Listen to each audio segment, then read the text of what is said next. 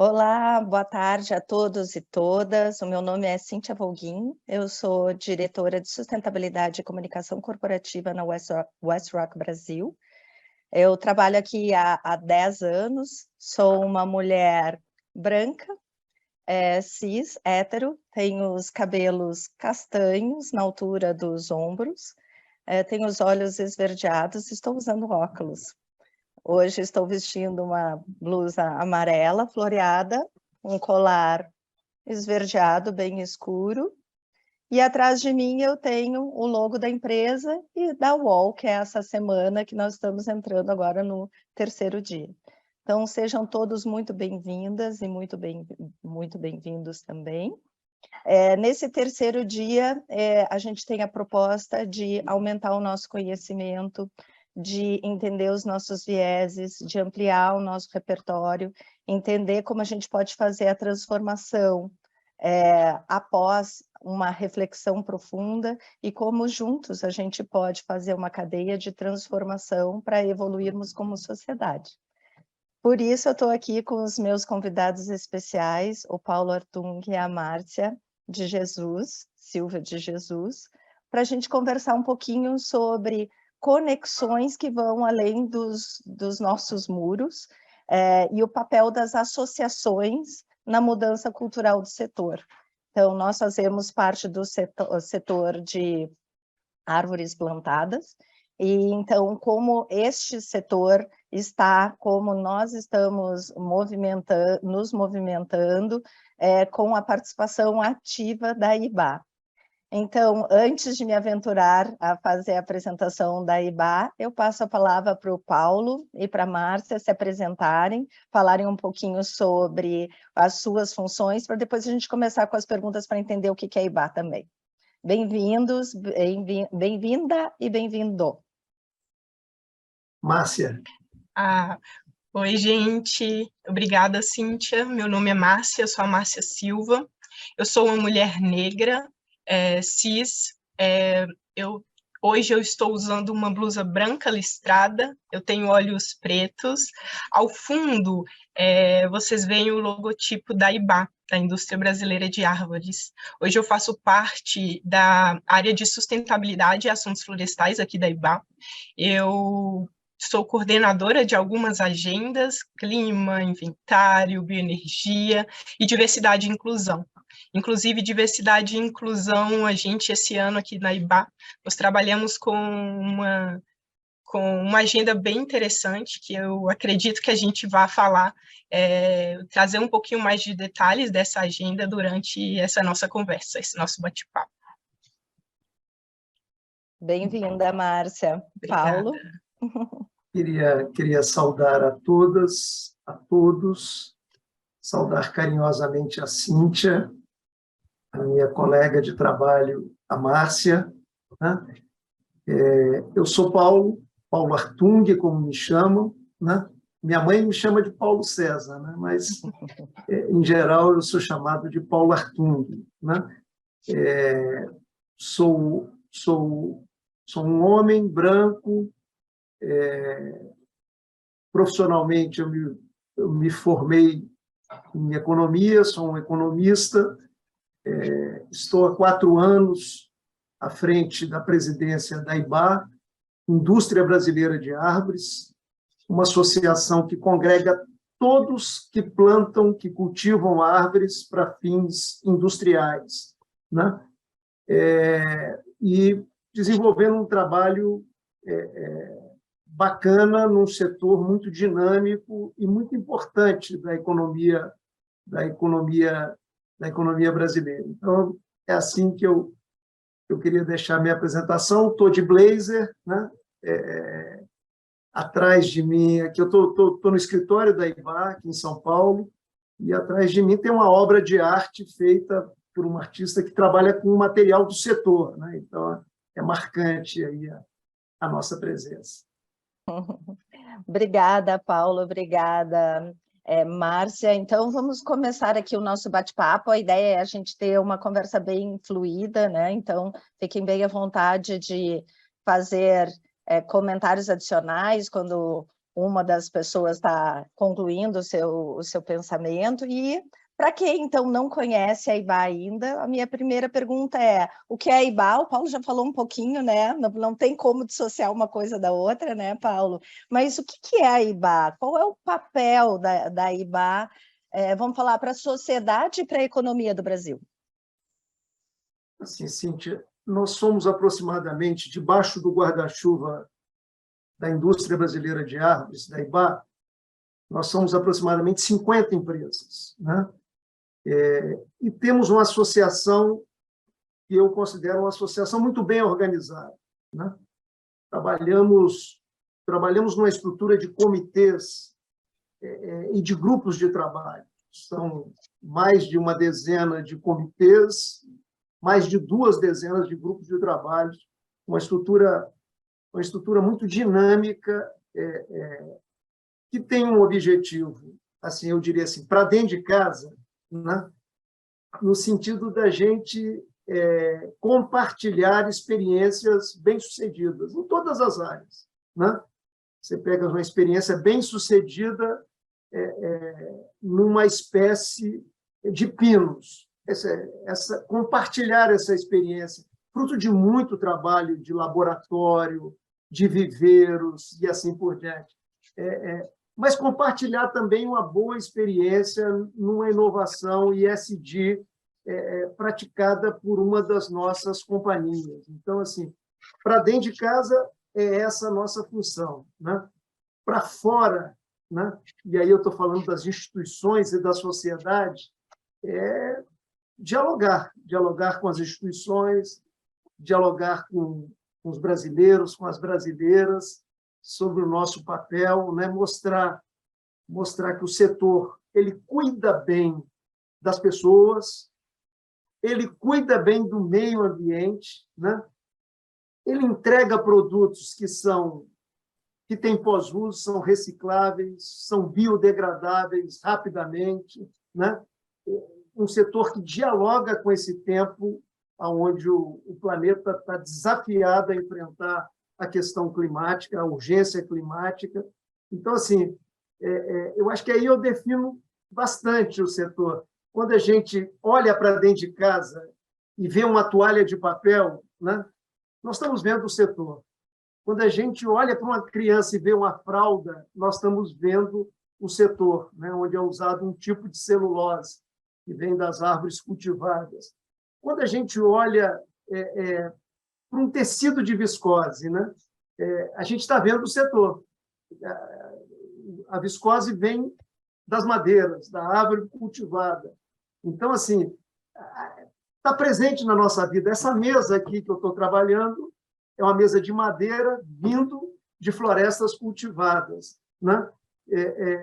O piso que eu estou pisando aqui é um piso, aliás, é uma doação da Duratex, que está aqui, né, de árvores cultivadas, né? Então, assim, está presente na nossa vida, inclusive, Cíntia, com novos usos, com novos produtos. Tem muita ciência aplicada ao setor.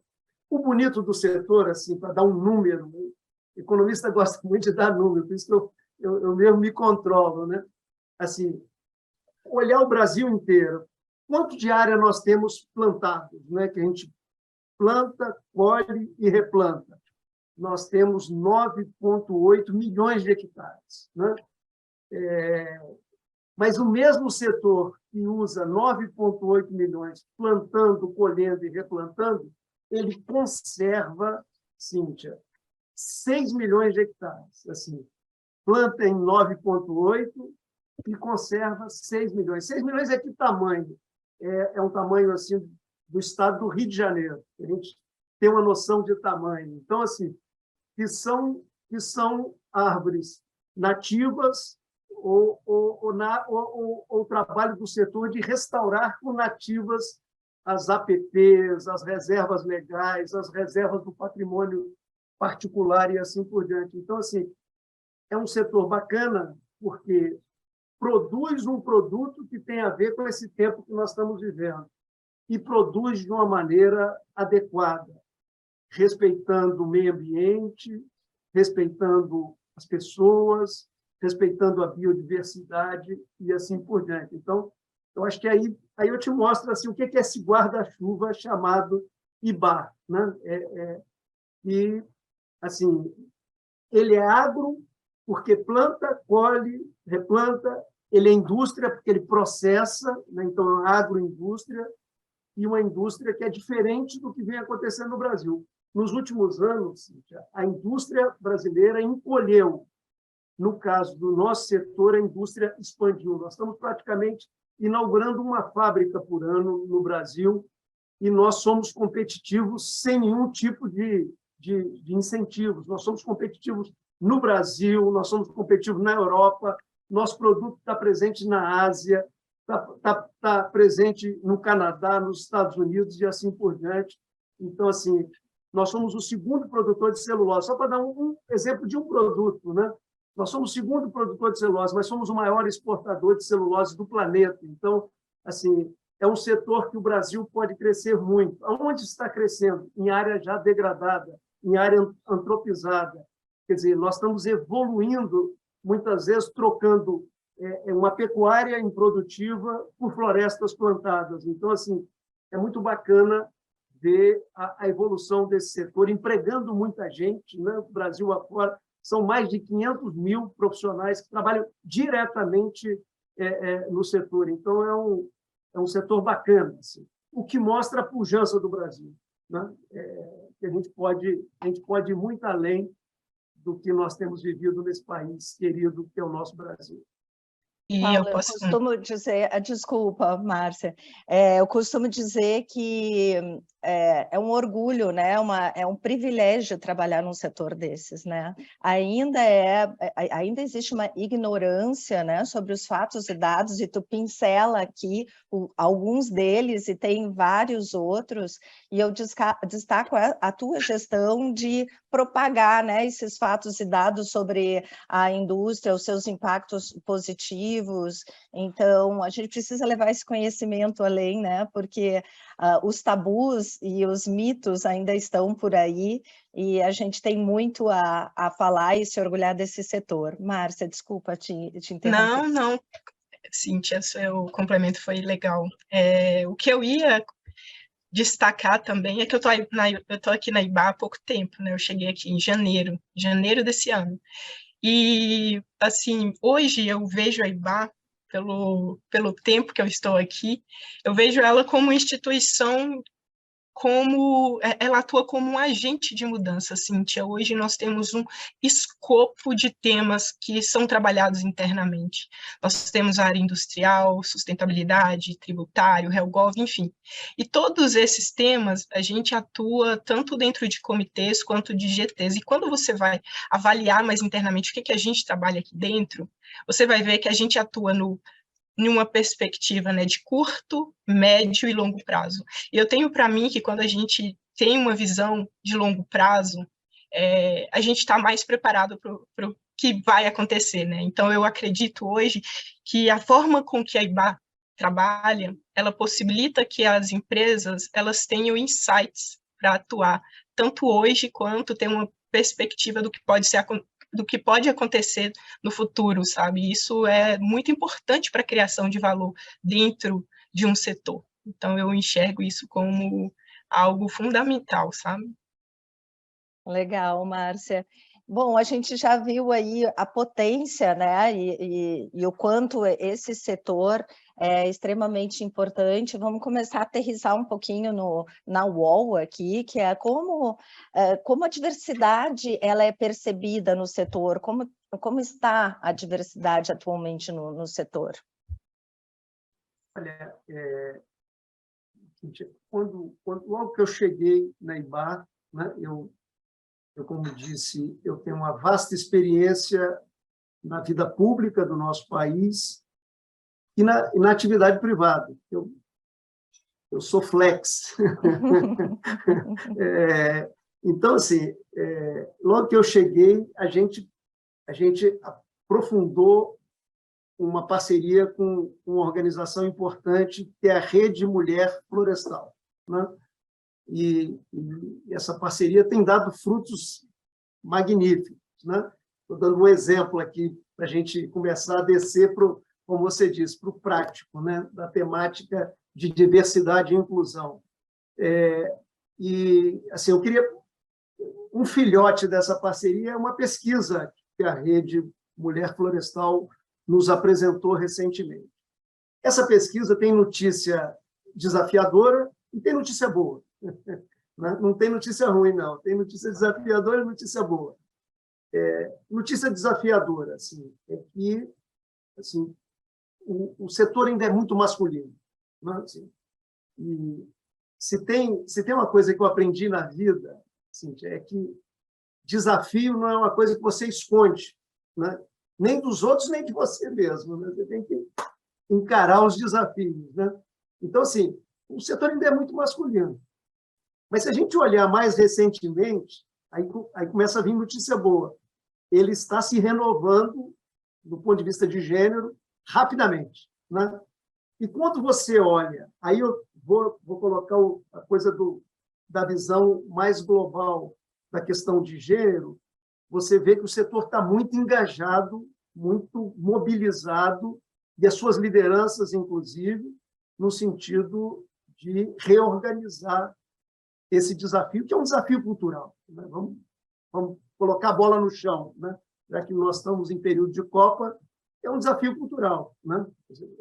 Então, assim, eu acho que a gente está andando na direção certa. Aí a associação, a nossa IBA, cumpre o seu papel. Quando a gente estabelece um caminho de você formar, educar, transferir conhecimento, fazer um trabalho, uma verdadeira jornada de capacitação para dentro do setor, né? Pensando diversidade e inclusão, quer dizer, a gente conecta esse movimento. Quer dizer, desafio também, né? Sabe, conquistar o coração e as mentes da liderança principal do setor, né? CEOs das empresas que estão aí envolvidos no dia a dia, nos desafios das nossas companhias e assim por diante. Então, assim, eu acho que nós estamos nesse ponto. Né? Eu dei o exemplo de gênero, mas poderia dar o exemplo de outros desafios de raça, de orientação sexual e assim por diante. Quer dizer, esse é o desafio que nós estamos encarando. Com algumas observações, sim, assim. Primeiro, quando a gente olha o novo consumidor, né, ele já nos sinaliza nessa direção. Assim. Tem um aspecto mobilizador que é do humanismo mesmo. Né? É do humanismo, é da caminhada civilizatória, do flerte, uma boa caminhada civilizatória. Mas quando você olha o mundo como ele está evoluindo, você vê um consumidor diferente. As nossas companhias sabem que tem que dialogar com esse consumidor, um novo padrão de exigência. Né? Assim, ele quer olhar para dentro das companhias, né? E assim por diante. Você tem um outro elemento, que quem investe, os grandes fundos de investimento do mundo hoje, eles estão pautando a alocação do recurso deles, olhando aspectos da questão ambiental, da questão social, da questão de governança. Então, tem que dialogar. E para você recrutar gente, né? E reter gente qualificada, talentos, né? Os jovens também estão olhando assim para dentro das companhias e querendo saber aonde eu vou colocar, sabe, o meu conhecimento, a minha criatividade e assim por diante. Então, assim, é um desafio, é claro, porque tudo que você enfrenta do ponto de vista de um ambiente cultural, que você precisa quebrar uma tradição cultural, não é moleza, né? Mas, assim, eu estou mostrando que tem desafios, mas tem, junto com os desafios, notícias boas e água que move moinho, né? sendo objetivo. Então, assim, eu acho que aí eu não sei se lhe respondo com a profundidade que você me perguntou. Responde, eu vejo como um círculo virtuoso, ainda que de mudança cultural, e a gente sabe que a mudança cultural ela é lenta mesmo, né? Então, mas me parece bem claro nos últimos anos que a intenção genuína e verdadeira está no setor de transformação, né? Mas a gente tem que ir encontrando aí os caminhos para fazer com que esse círculo virtuoso gire o mais rápido possível, de forma sustentável, né? Que a gente promova uma mudança que realmente seja perene, né? De transformação mesmo. Obrigada, Paulo. Exatamente. Cíntia, hoje, quando a gente avalia também daqui dentro do setor, a gente entende que a agenda de gênero é uma agenda que tem sido trabalhada de uma forma mais constante, né? Uhum. E aqui eu queria deixar também eu queria destacar, na realidade, né, que quando a gente fala de diversidade, na realidade, hoje a gente está falando de uma gama de grupos diversos. A gente fala de diversidade de gênero, a gente fala de diversidade étnica, a gente fala de diversidade de orientação sexual, enfim. Existe uma gama de grupos que podem ser trabalhados, e a nível setor florestal é uma jornada. E aqui eu quero destacar também que a Rede Mulher Florestal ela trouxe um dado interessante, né, que embora exista uma jornada, um espaço muito grande para avanço, hoje quase 90% das empresas do setor, elas entendem que é importante ter um compromisso com a agenda. Isso, assim, ao meu ver, isso já é algo muito importante para iniciar essa jornada, entender que eu preciso ter um comprometimento com essa agenda, né? Afinal de contas, esses grupos, eles precisam fazer parte não só do momento agora, né, dentro, interno, eles precisam fazer parte da estratégia de crescimento, de desenvolvimento da empresa, o que ela pensa lá no futuro, como ela pretende crescer, né? Então, assim, esses são pontos importantes que eu vejo que já ter isso mapeado dentro do setor é importante para avançar nessa agenda, né? E o que não se mede não se evolui, né? E aí já aconteceu esse primeiro movimento, né? Paulo, tu já desse uma pincelada o porquê que a IBA resolveu criar essa capacitação, mas tu pode dar um pouquinho mais de detalhes de onde surgiu essa intenção do Comitê de Diretorias de se debruçar sobre a diversidade e inclusão e o que saiu dessa real intenção de transformação? Assim, eu contei para vocês que nós temos uma estrutura em cima de 16 comitês. Nós tínhamos 15, hoje temos 16 comitês das várias áreas. Tem um comitê florestal trabalhando, tem um comitê jurídico trabalhando e assim por diante. E temos grupos de trabalho. Nós temos 23 grupos, temos 23 GTs trabalhando. Nós estamos, quer dizer, em 2021, nós amadurecemos a ideia, um debate muito interessante, inicialmente, dentro do corpo funcional da IBA, depois envolvendo as nossas associadas, até chegar no Conselho Administrativo da IBA, a ideia de criar um comitê específico, trazendo ali os diretores, as diretoras, os diretores da área de sustentabilidade das empresas, das nossas associadas, formando ali um comitê para cuidar do tema ESG, né? E aí nós estabelecemos uma agenda de trabalho. Nasceu daí, e aí trouxe para o nosso debate no comitê administrativo a ideia da gente fazer um processo de formação, né? Enfrentar esse desafio, montando um processo de transferência de conhecimento, como eu disse, de capacitação mesmo nesse novo desafio que é diversidade e inclusão. Então, isso nasce dessa maneira, quer dizer, e aí nós fomos ver a organização dos seminários, fomos tropeçando, né, como tudo na vida, se aprendendo, né, até até montar essa ideia dos seminários que são abertos, são gratuitos e são em rede, né? Até chegar nesse formato, nós fomos evoluindo. Hoje a Márcia ficou me contando os detalhes de erros e acertos que a gente foi. É importante socializar isso com todos, né? E aí nós fomos evoluindo, desenhamos 10 seminários, né? Mobilizamos mais de 1.000 profissionais, é um número muito expressivo, trabalhando todas essas temáticas. Cada seminário desse, a gente puxou um CEO de uma das empresas para que ele abrisse o seminário, né?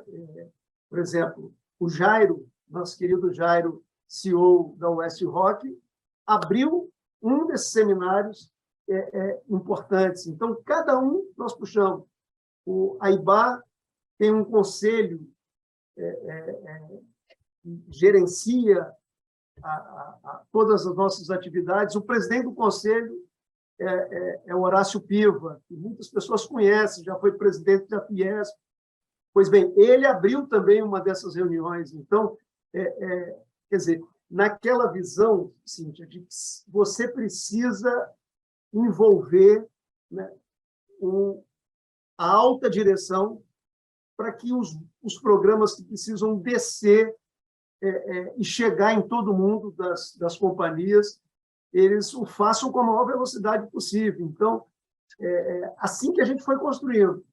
Mas, volto a dizer, como a gente é pioneiro, né, nós somos a vanguarda nesse tema. Agora já não somos mais, porque outras associações nos contactaram, nós já viramos uma referência nesse tema, e vamos trocando ideia, vamos aprendendo com quem começou também depois da gente e tal, mas como a gente deu o primeiro passo, a gente teve que ir testando uma série de questões, indo para frente, indo para o lado, né? Indo para trás um pouco, naquela história que você dá um passo atrás e firma a posição para depois dar 2, 3, 4, 5 à frente. E aí eu acho que a gente conseguiu evoluir. Se a gente pegar agora, nós já estamos pensando um segundo movimento em torno dessa formação, um pouco mais para dentro das nossas companhias. Até o Zé Roberto vai ter uma participação efetiva para mostrar como é que o WestRock está aí também com pioneirismo junto com a gente da IBA nessa construção, né? Eu acho que é isso. Assim, acho que aí eu lhe respondi com profundidade, fui até um pouco além do que você me perguntou. Não, tá ótimo, Paulo, porque tu foste alinhavando vários dos tópicos que o Zé preparou na UOL, né? A gente tem aí 7 dias de temas variados que vão abordando de uma forma quase 360 os diferentes aspectos que a diversidade aborda. E tu falasse aí do papel da liderança, né? Hoje de manhã a gente teve um bate-papo específico sobre isso, o papel da liderança na evolução da diversidade e inclusão. Tu falasse da conexão com as comunidades também. Amanhã a gente vai falar um pouco sobre isso, sobre como a gente ajuda a desenvolver as comunidades e também traz um viés de diversidade e inclusão para esse desenvolvimento das comunidades. E, finalmente, o início de tudo isso, quer dizer, o quanto diversidade e inclusão já é percebido pelo mercado, por acionistas, por todos, como parte fundamental do pilar social do ESG ou do pilar social de sustentabilidade. Então, não é mais só, que legal, não, é percebido como algo imperativo para que os negócios tenham sucesso a médio e longo prazo. Márcia, será que tu tem alguma coisa para falar também? Eu te interrompi. Tenho sim.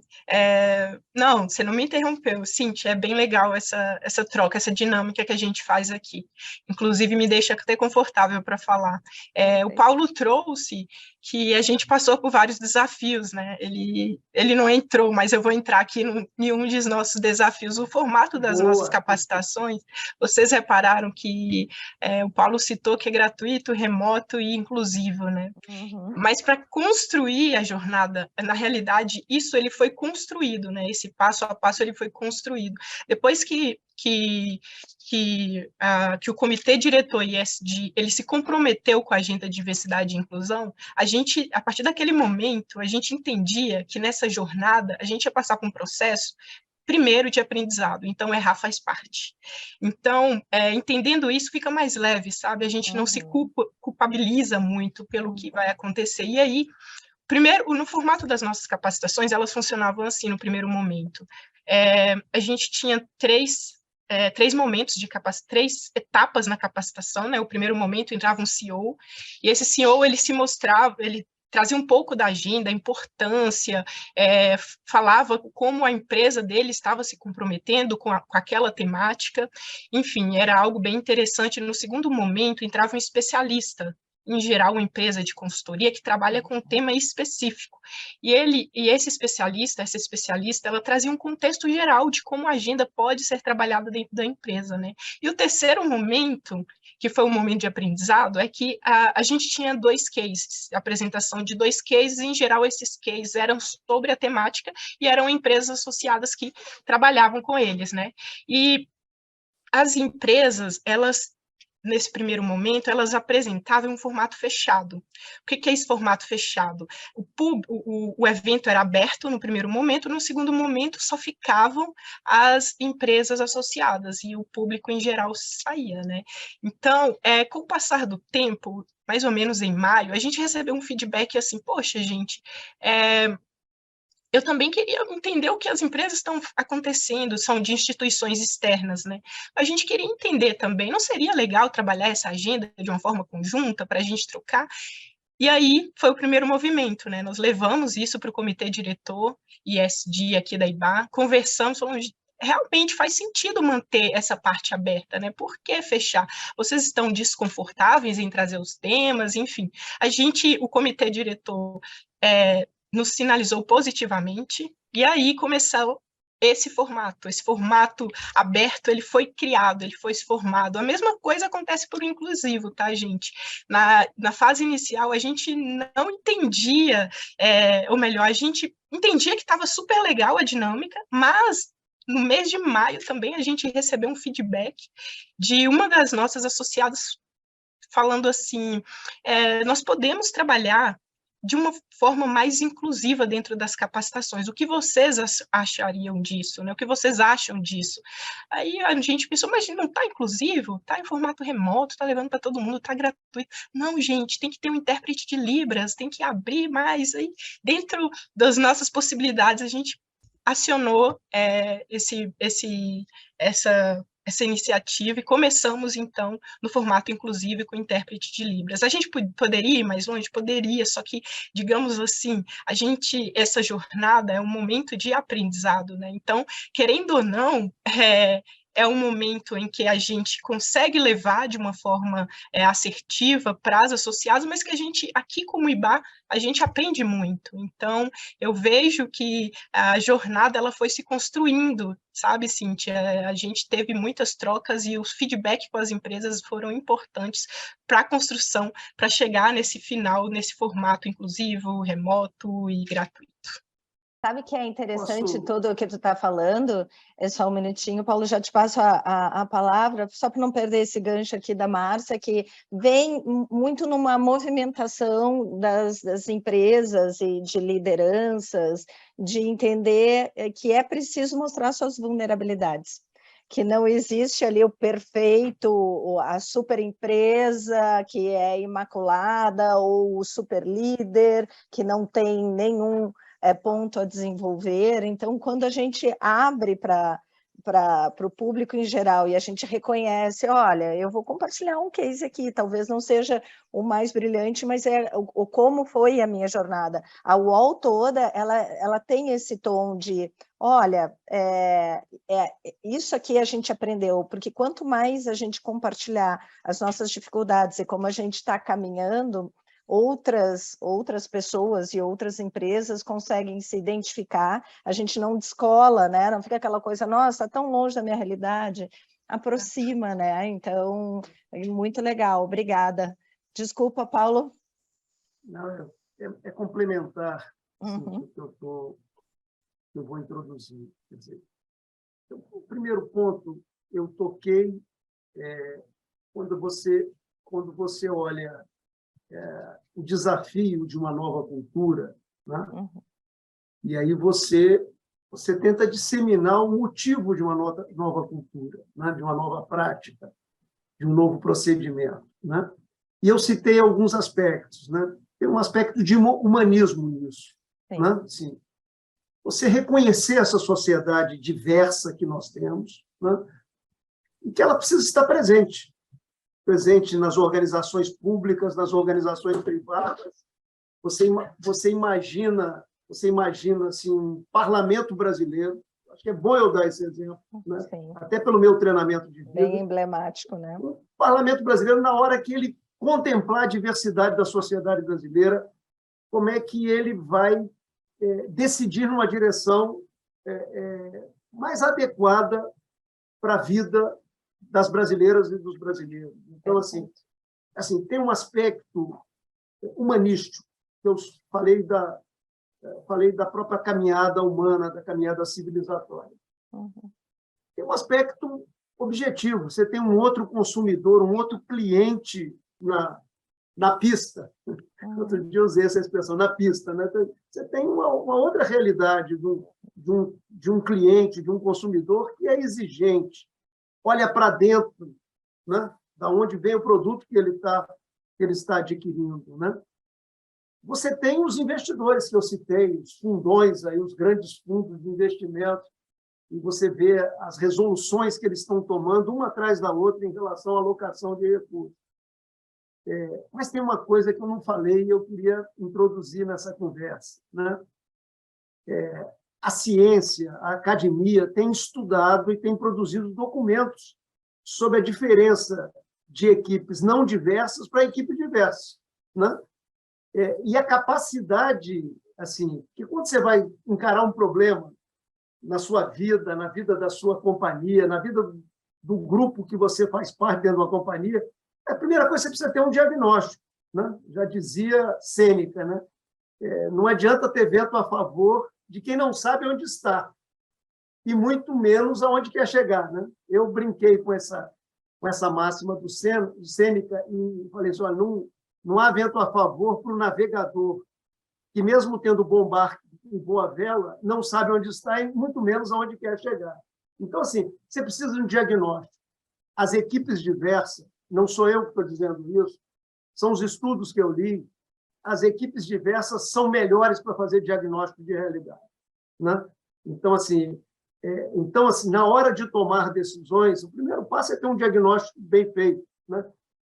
Isso o setor público brasileiro precisa aprender muito ainda, né? Tem que ter um diagnóstico, tem que ter ciência, tem que ter evidência para você caminhar numa decisão. Então, assim, as equipes diversas são equipes que tomam decisões melhores. Não quer dizer, é o que a Márcia falou, não quer dizer que não vai errar, né? Uhum. Meu saudoso pai dizia assim, meu filho, só não erra quem não faz, né? Assim, os omissos não erram, mas também passam na vida como página em branco. Nós não podemos passar na vida como página em branco. Então, essa é a primeira. A segunda observação é que nós temos que trazer os livros, né? Não se muda a cultura, isso aí está escrito em diversas obras importantes, não se muda a cultura sem o exercício da liderança. E eu quero reforçar isso. Assim, as máquinas são maravilhosas, né? Eu estou aqui com o meu celular aqui do meu lado, aqui todo mundo trabalha com isso o tempo inteiro. As máquinas são maravilhosas, mas elas não nos substituem. A gente tem que ter clareza disso, né? E aí cada um tem o seu papel importante nos grupos, nas equipes, sabe? E o papel da liderança é um papel importante. Mas é um outro tipo de liderança, né? Liderança com capacidade de ouvir, né? Liderança com capacidade de organizar times, colocando pessoas certas no lugar certo.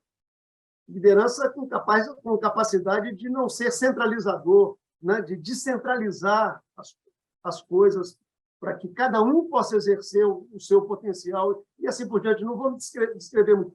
Por isso é importante trazer as lideranças. Por isso nós, da IBAR, temos nos esforçado em trazer os CEOs, as grandes lideranças das nossas companhias, sejam elas médias, pequenas, grandes companhias, todas são importantes para a gente, e o case de cada uma foi valorizado nesse primeiro ciclo que nós fizemos, mas trazer os líderes para o processo. Quer dizer, quando a liderança, e aí também é ciência que eu vou falar, quando a liderança se envolve, a capacidade dela descer com a orientação, com a informação, passa de 70%.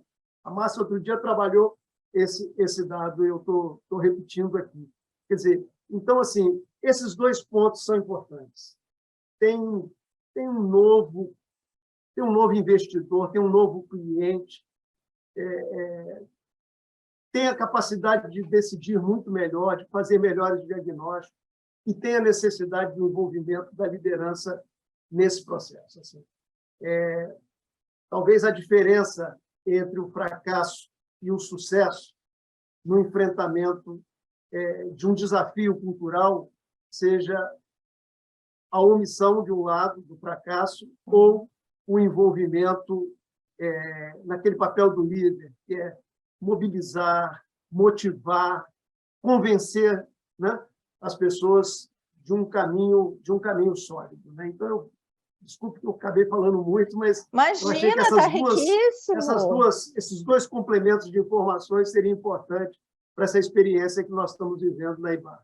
E argumentos não faltam, né? A gente poderia continuar conversando sobre eles, mas mesmo assim, vocês notaram resistência por parte das associadas ao decidir trabalhar com diversidade e inclusão? Acho que, podia ouvir a Márcia também, eu acho que resistência não, mas o que a gente sentiu?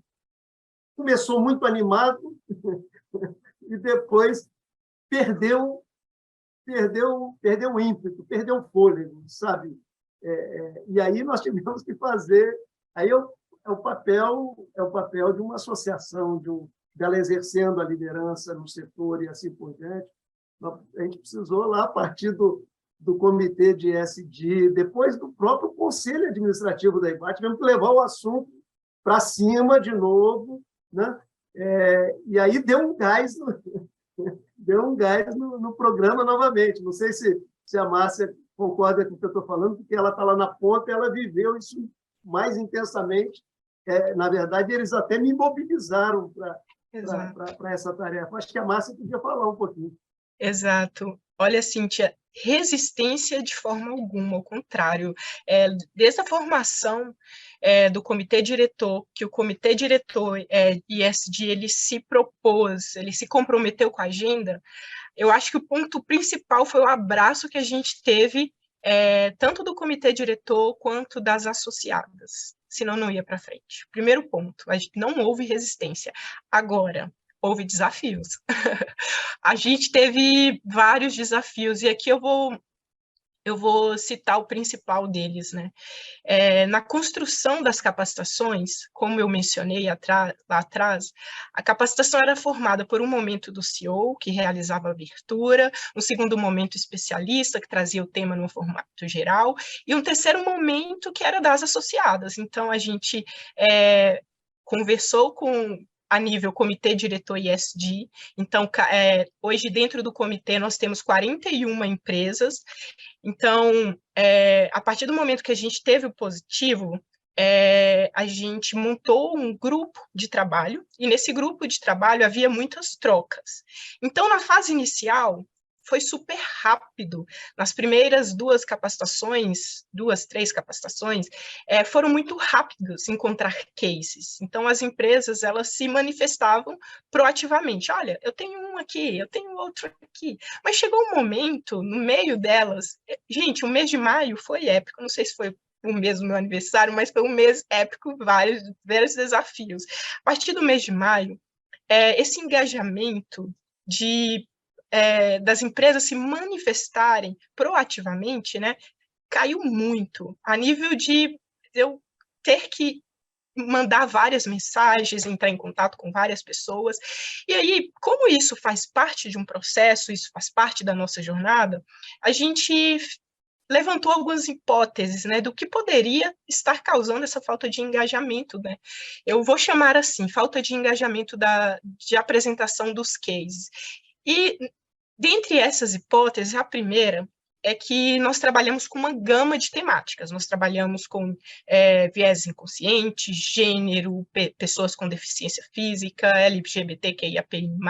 Então, no universo de temas, a gente entende que hoje nossas associadas elas estejam em níveis de maturidade diferente. Então, é comum, se eu, como empresa, estou com um nível de maturidade ainda básico, não querer apresentar. Essa pode ter sido uma das condições, né? A segunda é que, como eu mencionei anteriormente, o primeiro momento das capacitações, a apresentação de case era fechado.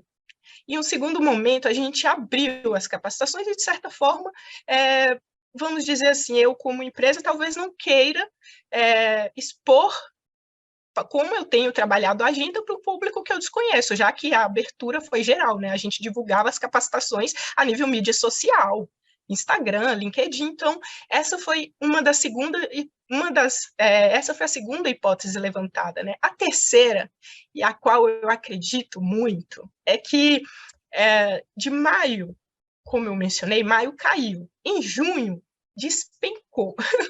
Em junho, a gente já não tinha mais com quem contar, porque estava muito difícil encontrar cases. A temática pode ter influenciado, a abertura das capacitações pode ter influenciado, mas a questão é que, em junho, a gente foi a nível comitê, diretor ISD, conversei com a Renata, que é a nossa gerente de sustentabilidade aqui da área, ela nos apoiou, levamos para o comitê diretor, trouxe isso de um formato, olha, no início eu disse que vocês poderiam contar comigo, agora também vou falar isso dentro daqui das empresas, internamente. E, paralelo a isso, nós também levamos para o Paulo, a nível comitê deliberativo da IBA. E a temática também foi apresentada. Para vocês terem uma ideia, eu fui convidada para apresentar lá. E, por incrível que pareça, isso foi em junho, tá? Em julho, a gente precisava só de 2 cases. Apresentaram 3 cases, apareceram 3 cases. Em agosto, eu já tinha montado toda a minha estrutura até dezembro. Então, assim, mandava e-mail, continuava insistindo com algumas questões, sim, mas era muito pontual. Teve um momento que eu falei assim, gente, não tem como apresentar 3 cases, mas as pessoas queriam, então eu falei, não, eu dou um jeito e trago o especialista também, que foi na penúltima capacitação. Então, assim, eu levantei 3 hipóteses, e dessas, a que eu acredito muito, essa de engajamento da liderança, porque depois que a gente levou para o diretor ISD e para o deliberativo da IBA, a resposta foi muito rápida, gente. Eu estava assim desde maio. E em julho, a resposta foi muito rápida. Eu consegui formar toda a estrutura das capacitações. Então, aqui, o Paulo já destacou na fala dele, a Cíntia enfatizou, e aqui eu quero novamente falar. O apoio da liderança é imprescindível para que a agenda ela ganhe força e para que a agenda ela consiga ter, de fato, o mandamento, sabe? Então, assim, a gente não teve resistência, Cíntia, de forma alguma, é o contrário, mas é claro que, veja bem, né, as nossas capacitações eram mensais, gente. Então, a gente tinha capacitação em janeiro, fevereiro, e eram 2 horas de capacitação. Para eu, como pessoa que trabalho em empresa, tirar um tempo, eu preciso de um apoio de alguém, né? Eu preciso de um apoio da liderança, porque eu não vou autodeliberar, eu quero participar, não é bem assim. A gente sabe que existem 1 milhão de atividades para vocês fazerem, mas quando existe um apoio, principalmente da liderança, isso flui de uma forma muito mais assertiva, né? Legal. Perfeito, sai do subjetivo e vai para o objetivo, né? Exatamente. Sai do do amplo e genérico para a ação. Exatamente. E como outras associações de classe podem contribuir também para fomentar a diversidade em seus respectivos setores e as lições que vocês aprenderam? Vocês já falaram um pouquinho, mas assumindo aqui que a gente vai ter outras associações que participarão, que assistirão a esse nosso bate-papo, como vocês entendem que elas podem contribuir para fomentar com base nas lições que vocês aprenderam? Podia começar com a Márcia. Posso. Olha, dar mais a palavra. Tá, ok. Cíntia, hoje eu enxergo as associações, hoje eu enxergo a IBA como o espelho das associadas, tá? Então, ao meu ver, a agenda ela só teve força porque teve esse abraço inicial, teve esse apoio inicial, senão a gente não conseguiria de jeito nenhum. Veja bem, o nosso primeiro desafio foi o engajamento das empresas. Se não tivesse a liderança, se não tivesse o apoio das associadas, para quem que a gente ia falar? Para quem que a gente ia treinar, né? Então, assim, o primeiro momento que eu diria para as associadas, para as outras empresas é imprescindível o apoio das associadas, elas precisam acreditar de fato na agenda para ela ganhar força, para ela ganhar tração. E uma segunda sugestão, né, seria o apoio da liderança. O apoio da liderança é super importante para avançar, dar fluxo. E um terceiro momento é aprendizado. Um processo aprendizado faz parte. O que é um aprendizado, né? O aprendizado é você aprender, você errar, mas você não desistir e seguir em frente. Então, assim, vão haver desafios, vão haver dificuldade, é o que mais vai haver. Mas isso faz parte para principalmente continuar, para a gente continuar na jornada. Eu acredito que isso é imprescindível. E em todo o processo isso faz parte, né? E um ponto importante que eu queria destacar que a gente trabalhou no final das capacitações, mas que surtiu um efeito muito grande, né? As associadas, elas gostam de... Elas querem entender como está o momento, como está a maturidade de cada associada. Porque, por exemplo, eu vou me expor, mas como que está a minha, digamos assim, como que está a outra empresa que eu vou apresentar junto? Como que ela está nessa temática? Então, assim, construir um momento de trocas entre as associadas é muito importante para que elas entendam que, bem, da mesma forma que eu, como empresa, tenho desafios, elas também vão ter. Eu tenho oportunidades, elas também vão ter. Então, assim, criar um momento, ter um espaço de troca, deixa as empresas, as pessoas que representam as empresas, mais confortáveis para falar do tema. E, consequentemente, a gente tem mais engajamento, porque internamente essa agenda é trabalhada de uma forma mais, digamos, mais constante, no sentido, a nível capacitação, tá?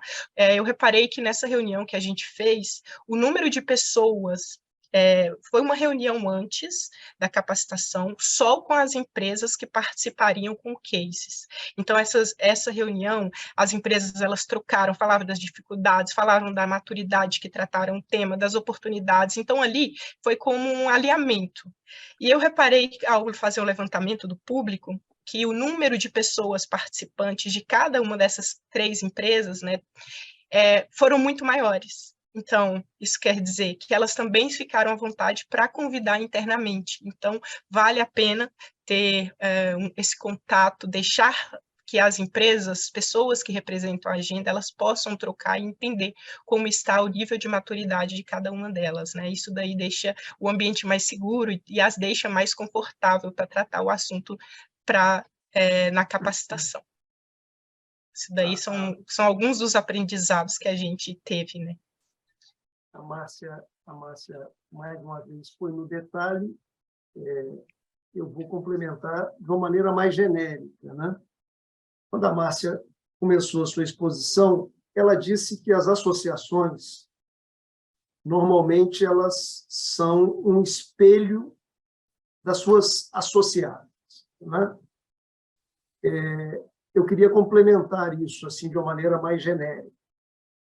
Elas são o espelho, quase que um olhar no espelho, né? Mas também elas precisam correr atrás de ser uma fotografia futura do setor, né? Assim, a ambição que nós temos enquanto setor. Eu já tinha dito anteriormente, Cíntia, que uma associação ela tem tarefas para dentro e tem tarefas para fora, na sociedade, nas instituições públicas e assim por diante, né? Um setor como o nosso, você vê como é que ele está se tornando conhecido das pessoas nesses últimos tempos, né? Porque está dialogando, está conversando, está participando de todos os fóruns que é convidado e assim por diante. Naquela máxima do futebol, né? Quem não se desloca não recebe bola e quem pede tem preferência. Nós estamos nos deslocando e pedindo, né? Onde a gente não é lembrado, a gente pede para ser lembrado também, para poder expor os brasileiros e brasileiras e planetários. Nós estamos com uma presença internacional muito forte. Nós temos um quadro muito qualificado na IBA, que é o embaixador José Carlos da Fonseca, que tem feito essa articulação internacional nas certificadoras, nas COPs. Agora mesmo nós estamos presentes, estivemos na COP 27, estamos agora na COP 15 e assim por diante. Então, setor muito presente. Então, assim, vou voltar a dizer, a Márcia falou, assim, é um espelho, uma associação é um espelho daquilo que são as associadas, mas deve ter uma ambição de construir uma fotografia futura diferenciada. E, para isso, tem que enfrentar os desafios do dia a dia, né? O desafio cultural é um desafio importante. Por isso, sim, se você me permitir, eu queria citar, dos 10 eventos que nós fizemos, todos os 10 nós puxamos um CEO do setor, né? Quer dizer, já falei que o Jairo liderou ali, abriu um dos seminários que tratava de etnia, né? E teve uma participação muito relevante. Eu assisti a apresentação, inclusive, do Jairo, né? Já falei que o Horácio, que é presidente do nosso conselho, Horácio Piva, experiente, vivido, abriu o primeiro seminário, na verdade, foi o primeiro. Eu acho que a gente ainda estava com a Natália nesse momento, que a gente conseguiu que o nosso presidente do conselho estivesse presente. A Natália foi muito importante em toda essa estruturação do programa e depois foi muito bem sucedida aí pelo trabalho da Márcia e da Renata, né? Então, assim, é uma continuidade. Mas eu queria citar aqui a Ana Basso, da Mata, né? Uma mulher muito qualificada, uma profissional extraordinária que nós temos no setor, abriu também um evento. O Carlos Altimiras, da Arauco, que é uma importante empresa no Brasil, no Chile e assim por diante, abriu uma outra jornada. O Sérgio Ribas, né, que é da Irani, também um líder importante do setor, também abriu. Assisti também o Sérgio, fiz questão de assistir. A Adriana é presidente de uma das 10 associações estaduais que nós temos no Brasil. A IBA, é importante dizer isso, Cíntia, tem uma capilaridade Brasil afora, tem 10 associações estaduais, a AMIF é uma delas, muito dinâmica a AMIF, e a liderança da Adriana é espetacular. Ela também abriu. O Rodrigo da Silvamo também. Silvamo, algumas pessoas conheceram a International Paper, é a sucessora, uma parte dos negócios, e o Rodrigo abriu. O Caio é uma liderança importante do setor, da Veracel, abriu uma reunião. E eu fui convidado para abrir uma das reuniões também. Então, assim, é essa tese, né? Assim, se a gente quer que uma construção cultural fique de pé, né? A gente tem que envolver a alta liderança, né? E esse é um desafio. Se eu posso dar um conselho, né? Que conselho, se fosse bom, não era dado, era vendido, né?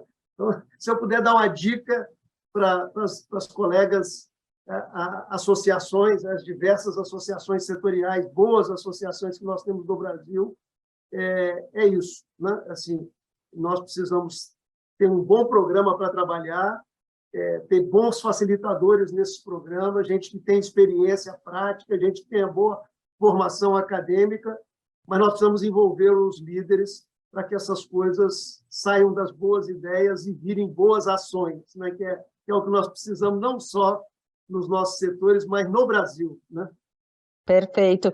Bom, nós já estamos aqui em cima sobre o horário, mas eu quero encerrar, se vocês puderem fazer um encerramento sucinto, já que a gente tem um frame de horário para seguir, mas que tem muito a ver com essa tua última colocação, Paulo, da importância das empresas, da liderança das empresas associadas, mas eu vou adiante, né, da liderança e do seu corpo gerencial, no apoio às entidades de classe, assim como a WestRock, desde o início, deu suporte e fomentou que isso tudo acontecesse, como fator diferenciador de acontecer essa transformação. Márcia. Tá bom, vou ser breve, Cíntia. Tá bom. Hoje, como o Paulo já trouxe também, além do papel da liderança, além do espelho que a gente, que eu entendo que as associações elas têm esse papel, mas pensando um pouco além, né, Paulo, assim como você sugeriu, esses momentos que a gente fez aqui de capacitações foram momentos externos, tá? Foram momentos de aprendizados, de treinamentos. Existe um dever de casa para ser feito depois, né, gente? Existe um dever de casa que as empresas precisam fazer internamente. E isso daí, a IBA, digamos que a gente deu um start e a gente espera que essas empresas, elas construam, né?